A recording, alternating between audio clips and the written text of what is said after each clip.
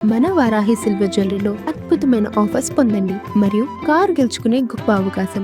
28 రాష్ట్రాలు 8 కేంద్రపాలిత ప్రాంతాలుగా ఉన్న భారతదేశం డీలిమిటేషన్ తరువాత కేవలం 10 రాష్ట్రాలకే పరిమితమవుతుంది. నేను చెబుతున్న ఈ మాట చాలా మందికి కంటగింపుగా ఇబ్బందిగా ఉండొచ్చు, చాలా మందికి కోపం రావచ్చు. కానీ కేవలం 10 రాష్ట్రాలకే పరిమితం కాబోతుంది, 10 రాష్ట్రాలకే మిగిలిపోబోతుంది.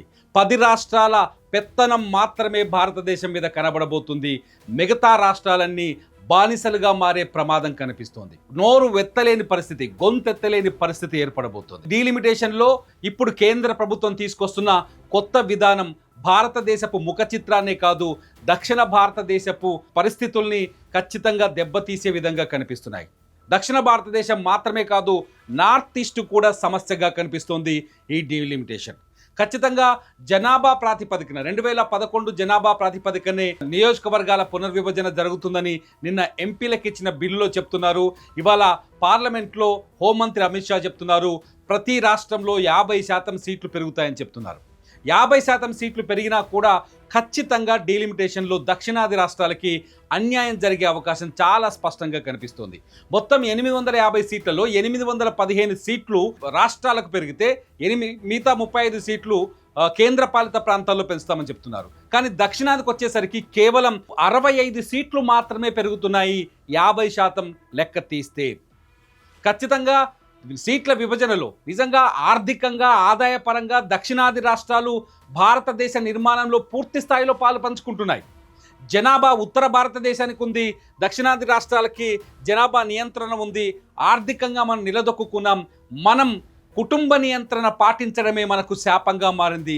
కుటుంబ నియంత్రణ పాటించడం వల్లే దక్షిణ భారతదేశ పౌరులు ఇంకా ద్వితీయ శ్రేణి పౌరులుగా బతకాల్సిన పరిస్థితి వస్తుందనేది కాంగ్రెస్ పార్టీ కావచ్చు, డీలిమిటేషన్ బిల్లును వ్యతిరేకిస్తున్న రాజకీయ పార్టీలు చేస్తున్న వాదన. ఈ వాదనలో నిజంగా సత్యం ఉంది.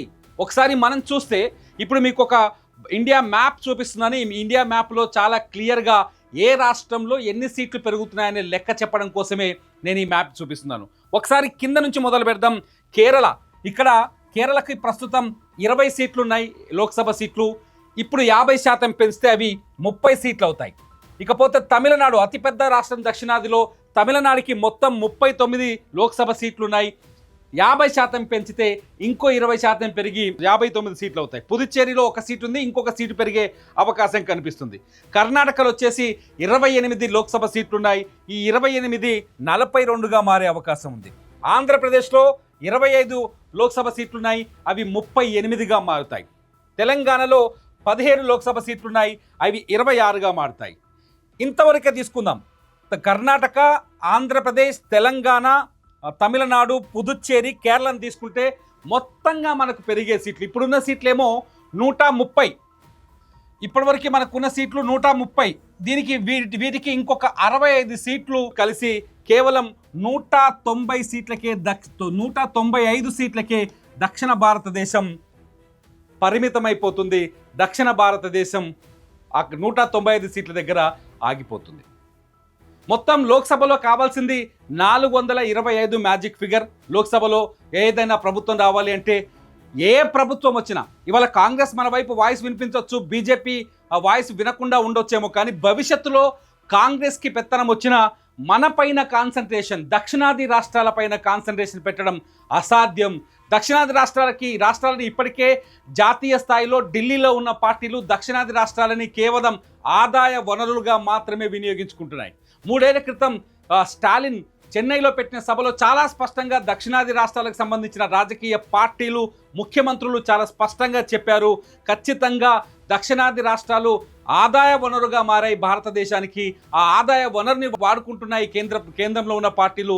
దానికి తగ్గట్టుగా ఈ ప్రాంతపు అభివృద్ధి పట్ల నిర్లక్ష్యం వహిస్తున్నాయని మొదట్లోనే చెప్పారు. ఆ వాదన కొనసాగుతూనే ఉంది. అయినా కూడా ఇప్పుడు మళ్ళీ వచ్చి అక్కడే ఆగిపోతున్నాం. ఇప్పటి వరకు ఇంకొక లెక్క తీస్తే ఇప్పటి వరకు లోక్సభలో మనకు 24% ప్రాతినిధ్యం ఉంది. ఇప్పుడు సీట్లు పెరిగితే అది 20%కే పడిపోయే అవకాశం ఉంది.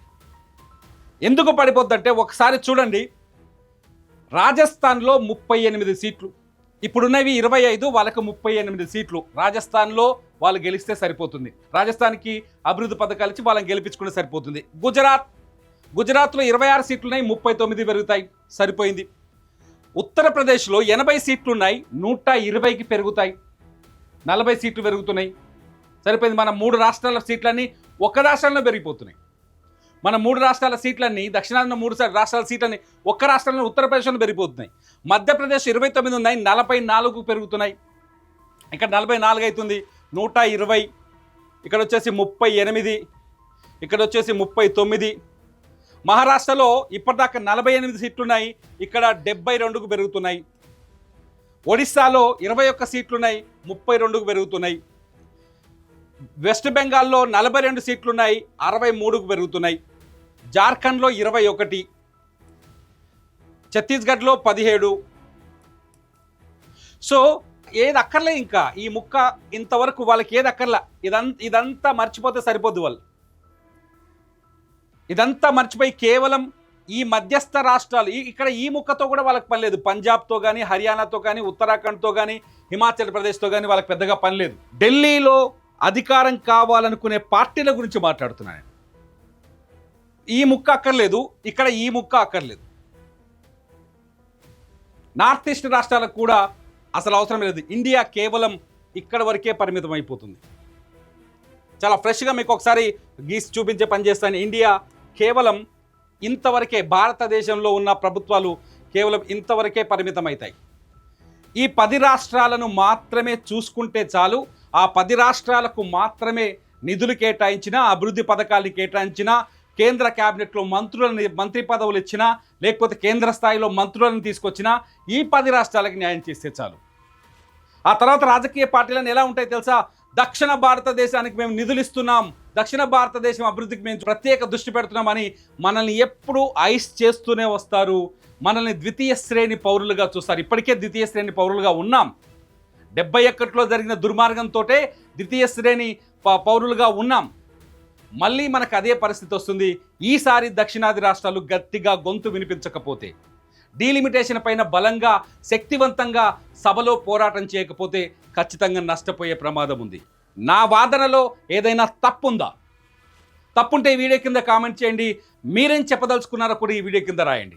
నేనైతే దక్షిణాదికి ఇప్పుడు జరుగుతున్న డీలిమిటేషన్ వల్ల నష్టం జరుగుతుందని బలంగా వాదిస్తున్నాను. నా వాదనని వ్యతిరేకిస్తారా, సమర్థిస్తారా? ఈ వీడియో కింద కామెంట్ చేయండి. అప్డేట్స్ కోసం చూస్తూనే ఉండండి. It's UTV. నా పేరు తిరుమల్.